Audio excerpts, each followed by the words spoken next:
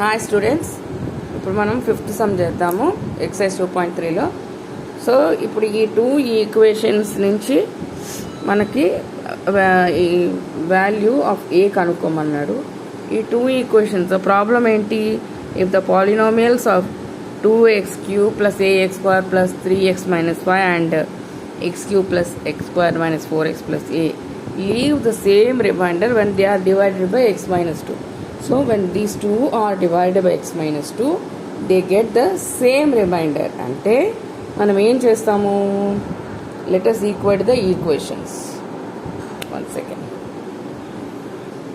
First of all, x - 2 is equal to 0 చేయండి. x is equal to 2 వస్తుంది. ఇప్పుడు దీన్ని సబ్స్టిట్యూట్ చేస్తే రెండు ఈక్వల్ రిమైండర్ వస్తుంది కాబట్టి let us equate the equations. ax² + 3x - 5 x³ + x² - 4x + a. ఇప్పుడు మనం x ప్లేస్లో 2 పెడతాం. ఓకే, 2 ఇంటూ ఇక్కడ x³ ఉంది, 3 టైమ్స్ రాస్తాం, 2 okay, plus a into 2 into 2 plus 3 into 2 - 5 is equals to 2 into 2 into 2 plus 2 into 2 - 4 into 2 plus a. ఇప్పుడు 2 2s are 4, 4 2s are 8, 8 2s are 16.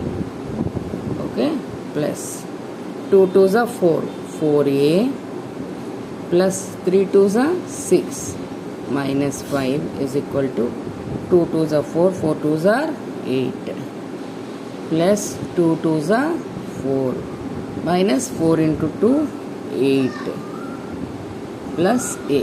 Okay, ఇప్పుడు 16 plus 6 22, 22 minus 5 ఎంత?